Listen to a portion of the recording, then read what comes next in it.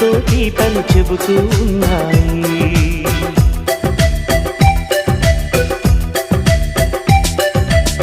వరమల్లే దొరికినదేమో అరుదైన ఈ అనుబంధం, సిరులున్న దొరకనిదేమో సరదాలతో ఈ సావాసం.